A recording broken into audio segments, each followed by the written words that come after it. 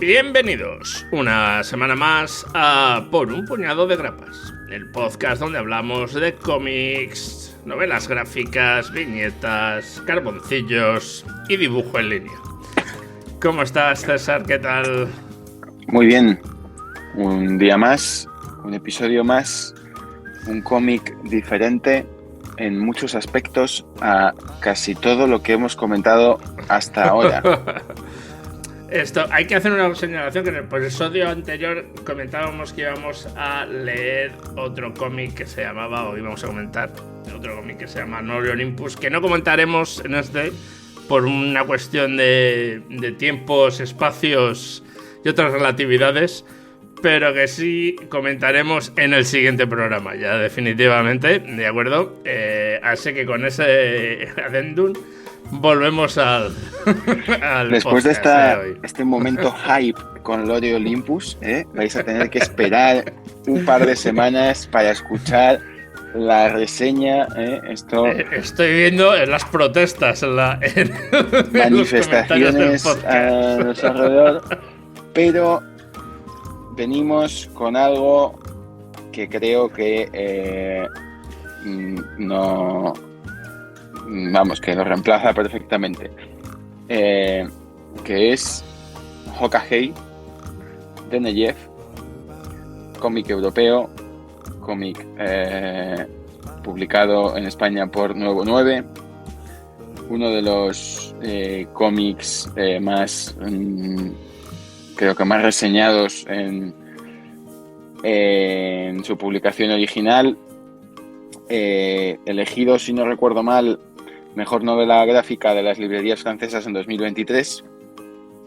Un cómic, como decía, que tuvo mucho éxito en Francia y que aquí trajo Nuevo 9 y que de hecho descubrimos en el Salón del Cómic de Madrid, porque el editor de Nuevo 9 pues nos dijo: esta es la última copia que tenemos en el stand de la primera edición. Este es el cómic que ganó el premio, que acababa de ganar, el premio de las librerías de 2023 en Francia.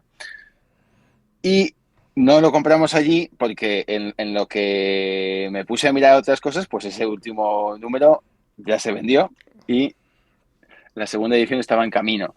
Entonces, luego lo hemos conseguido, porque efectivamente el cómic tenía muy buena pinta, lo hemos conseguido en nuestra librería habitual. ¿Y qué tenemos aquí? Pues tenemos canónicamente un western crepuscular hecho cómic. El western es un género del que Rubén y yo hemos hablado mucho fuera de micrófono últimamente.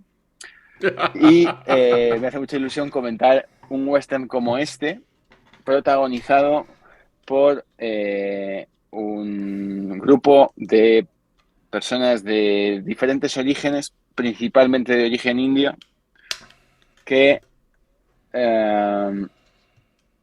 pues yo diría que en la dinámica tradicional del western crepuscular huyen de su destino y a la vez buscan el destino del que no pueden huir. Efectivamente. Paso a hacer una breve reseña de la historia, sí, antes de que lo que nos cuentan es como dice César, es un western crepuscular, pero un western no tanto en el Texas o algo así, sino es un western en el norte, es un western más en las zonas donde que estaba Jeremiah Johnson, para que os hagamos una idea, ¿no? En la zona del norte, el oeste norte, ¿no? Y es un western tardío ya, finales, sí. Principios del siglo XX, diría. Muy finales del XIX, principios del XX, ahí en siglo XX. ese Sí, porque siglo. ya hablan del circo de Buffalo Bill, ya se habla de que ya ha habido, ya están en las reservas. Entonces, pues en esos últimos momentos, esos estertores, nos encontramos, pues como bien dice César, con dos indios ya adultos en un camino de venganza, acompañados por un irlandés, y en el cual se encuentran en ese camino a un pequeño crío indio Lakota, que ha sido criado, obviamente, intentado blanquearle para que fuera más agradable a los ojos de Dios por un pastor cristiano, pero que por azares de la vida pues acaba embarcándose en esta aventura crepuscular con los demás protagonistas. Decir mucho más yo creo que es empezar a hacer spoilers, o sea que, y tampoco creo que sea necesario para narrar la historia. Que la verdad es que es bastante impresionante, ¿no? Sobre todo entre esos paisajes increíbles que se ven a lo largo del cómic. Sí, el dibujo es precioso. O sea, no hay otra palabra el para dibujo describirlo mejor. Todo, los personajes, los fondos, porque te va hablando la naturaleza, te van hablando los distintos paisajes por los que se mueven, y los personajes que parece que están sagados, pues eso, ¿no? De los últimos extertores, ¿no? Es a ver cuál es el que más trauma tiene por una razón o en otra, ¿no? Solo lo que ha generado, ¿no? Los olvidados del salvaje oeste, se puede decir, en un intento de buscar su importancia y en un intento de buscar su lugar en un sitio que ya no solo no los quiere, sino que ha intentado matarlos durante generaciones y ahora quiere que sean olvidados, ¿no? Sí, son pues un grupo de antihéroes en toda regla, forajidos, perseguidos por otro personaje bastante siniestro que irá ganando protagonismo conforme avanza la obra. Un cazarrecompensas, ¿no? 3 personajes que iremos conociendo en profundidad a lo largo de... mientras atraviesan esos paisajes y mientras buscan el lugar en el mundo que les ha sido negado. Y acompañados por ese niño que descubre que también le ha sido negado su origen, su cultura, su realidad, ¿no? Porque ha sido criado con unos valores que le ocultaban, ¿no? Pues cuál era su verdadero origen y la historia de su familia y de su cultura y de su tribu. Y es que es muy bonito. O sea, no solo, es un cómic en el que solo pasar las páginas y ver el dibujo ya merece la pena, pero si además te lo lees, la historia está muy bien, sin ser nada súper original que no hayamos visto en el género claro, en el pasado. No, para nada. Creo que está bastante bien hilado, que cada personaje aporta cosas distintas a la construcción, que la historia pues va evolucionando bien, no hay grandes giros, no hay grandes misterios por resolver, pero sí que vamos utilizando la historia también para ir descubriendo los personajes, para que te vayan contando un poco pues, ese mundo visual, en el que viven. Es un cómic muy visual, es un cómic que le gusta explicarse visualmente, aunque también te va contando, sobre todo, es muy curioso porque lo utiliza de diálogos, porque no es un cómic de cajas, no hay explicaciones para nada, ¿eh? Es un cómic donde todo es visual y diálogos. Y esos diálogos explicativos son normalmente para hablar de tradiciones indias, de sucesos que ha habido, de personajes, para dar una época como dándote información sobre lo que ha pasado con ese oeste, ¿no? No tanto los personajes, sino sobre qué es ser indio, qué había sido indio y qué es lo que ha pasado hasta entonces. Y creo que eso está muy bien, ¿no? Porque lo que te está contando a la vez es una especie de cuento en el que te va narrando las penurias un poco y los porqués de los indios nativos americanos. Lo que hace que tenga como esos dos valores, ¿no? Uno es la aventura que tienen ellos y otro es una especie de recuerdo a lo que significaban esas personas y a los valores que tenían esas personas, ¿no? Que durante muchísimas décadas la cultura estadounidense se dedicó a vilipendiar y utilizar como enemigo salvaje que en contra del capitalismo y del cristianismo, ¿no? Sí, o sea, primero destruyeron esa civilización y encarcelaron en reservas a los supervivientes, y luego durante décadas el western más clásico se dedicó a convertirlos en el enemigo, ¿no? En el malo de la película. Y este cómic, No como solo en las películas, sino también en libros, las y novelas en pulp de cómics, la y época, en... sí, sí.